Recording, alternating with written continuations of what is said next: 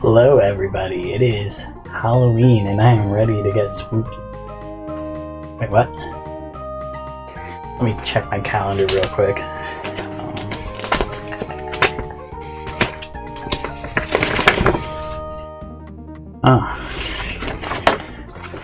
It's November.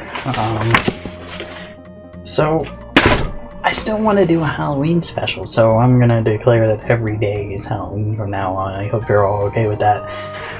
Because today I want to check out a game that's been haunting me since my childhood. Luigi's Mansion. Let's dive in.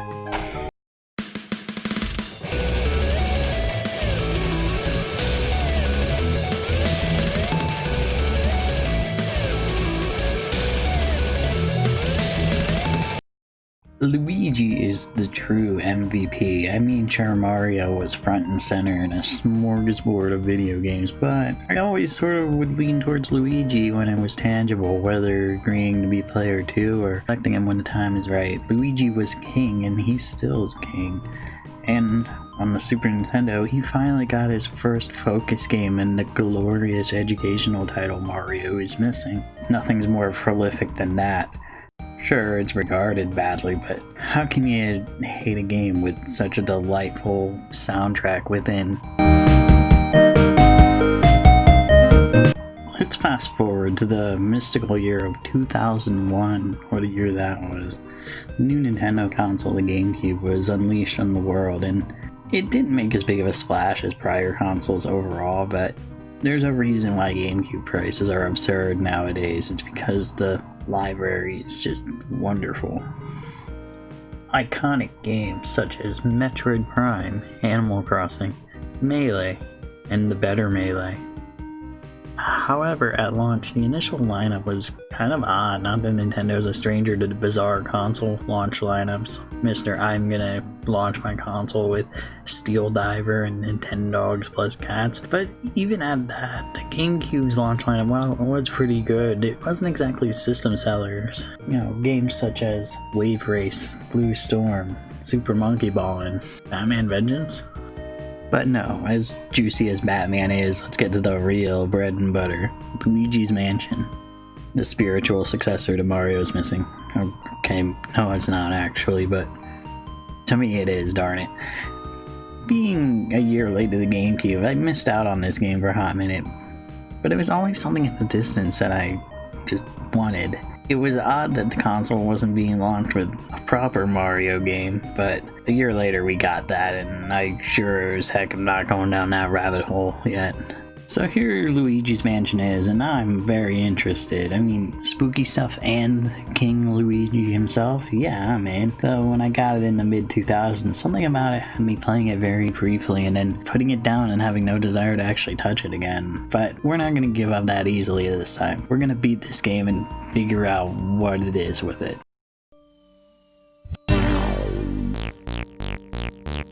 The game starts out with some ultra spooky music and I'm very scared. Not because of the music, I just really want to like this game. It even has an opening cutscene of Luigi wandering through the woods, which is a pastime of mine, so I can absolutely relate. He wins a mansion in a contest and doesn't even question it, even though it's ultra sketchy. Luigi, come on man, this is how people get murdered. The game does look very good for its time, and it's pleasant to even look at today. The game begins with Luigi wandering into that mansion, and again, the game looks wonderful.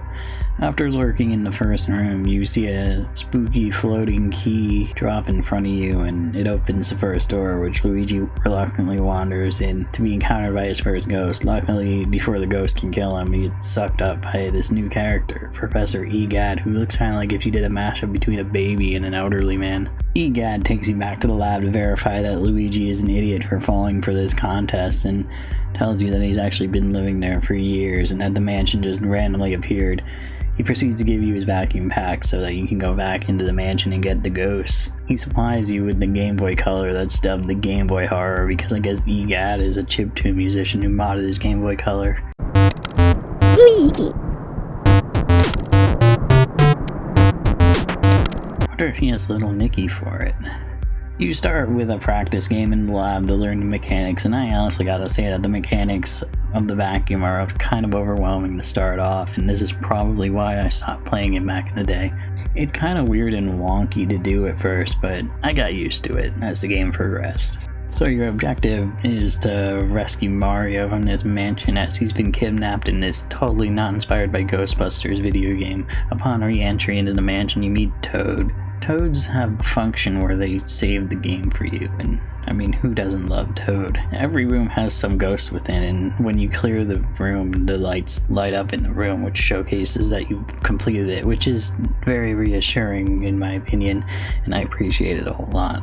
Most of the ghosts are very simple, and they all kind of have a certain gimmick to them, but the base ghosts, pretty much, you just have to shine your flashlight on them and then suck them into the vacuum. Each one has a meter on it, which is basically how long you have to suck them in with your vacuum before that they're actually in there. Many rooms also have boss ghosts, which have some sort of more complicated gimmick to catch them, whether it's something to do within the room or what have you. These ones usually have more HP than the regular ghosts, but they're not the worst. Some of them are kind of cryptic to figure out, but it's nothing offensively bad, so I'll let it pass.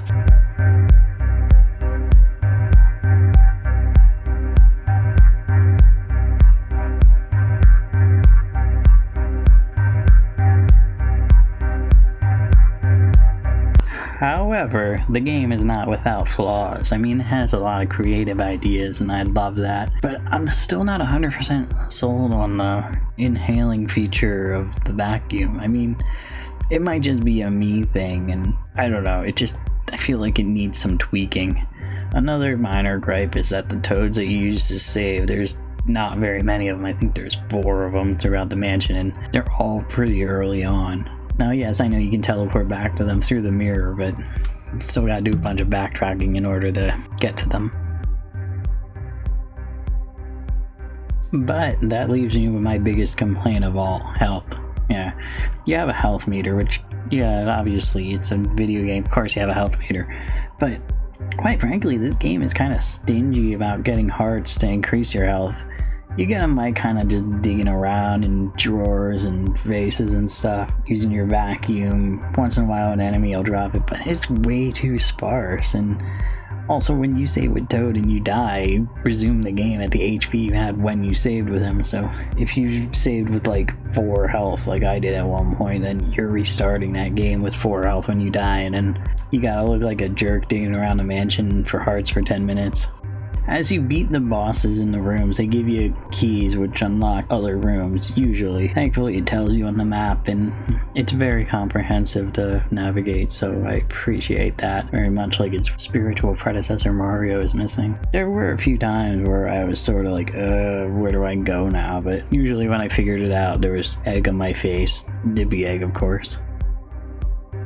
Eventually, as you get a little further, there hits a point where there's a boo in every single room, and you have to find it via the Game Boy Horror, and in theory they're fine, but a lot of them just love to run away to other rooms, and sometimes it's to places where you can't even get to, which is kind of annoying. There's also some that are randomized within the room, it seems, and it just really feels like filler content to pad out a game that is honestly not that full of content, and yes, I am calling them out for that. The game is split up into 4 parts. Each one has a designated larger scale boss, which they aren't great, but I mean, I've fought worse. The first 2 are pretty simple. The first larger boss is an evil baby, and it's kind of creative. The second one, you shoot ghosts at the boss, and I'll be honest, the depth perception of this game can be pretty wonky at times, and it does not complement this boss fight. As you go on, you also acquire elemental abilities for your poltergeist, such as fire, ice, and water. There's certain puzzles and rooms that require you to use said elements, and the third big boss requires ice to beat as well. It's a pretty neat mechanic to add, honestly. For the final boss of the third part, you pull this large boo into these unicorn statues and freeze the smaller boos, and then you suck them up as they're frozen. It's kind of janky though, honestly.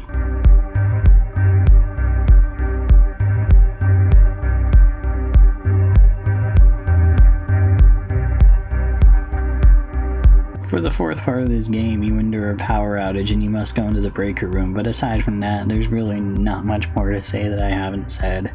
However, before I dive into this topic, that is the final boss. I feel like I'd be doing an injustice to ignore a big nitpick that I have.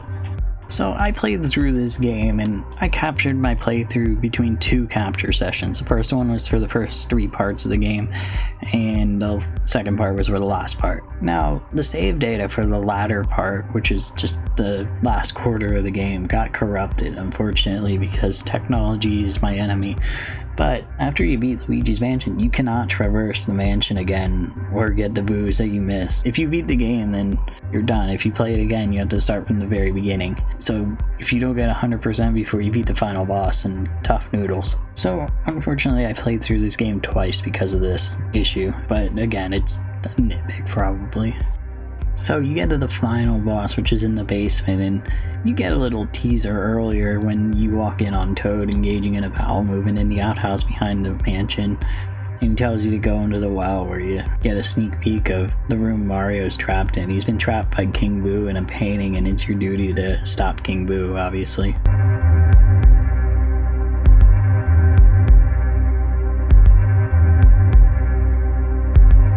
So in the final boss fight, King Boo has possessed Bowser for this fight, and he basically shoots spiky balls at you that you need to shoot back at him, and if you successfully hit him, Boo comes out and then you can start to suck him up. Usually takes a few tries, like maybe 5 or so, to fully deplete his HP, and let me tell you, I really don't like this final boss fight. It just feels really janky, and like I mentioned previously, the depth perception is not up to snuff, so you often miss Bowser when he's shooting at you. I mean, I guess it's not harmfully awful, but I genuinely did not like it, and it made me pretty angry to play through it.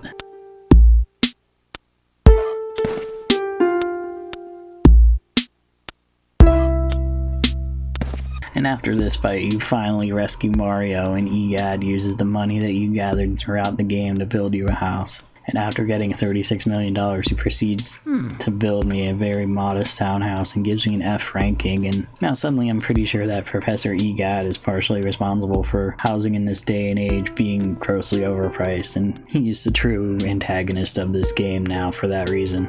So, Luigi's Mansion, I like it, but I don't love it. I mean, it shows a lot of potential, and playing it actually has me pretty excited for the second and third one I eventually want to play. The second one's on the 3DS, and the third one's on the Switch.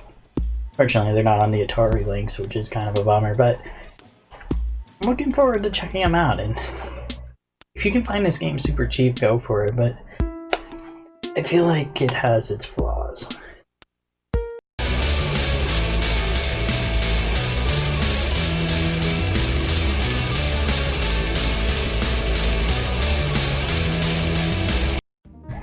You want to know what game is truly spooky, though?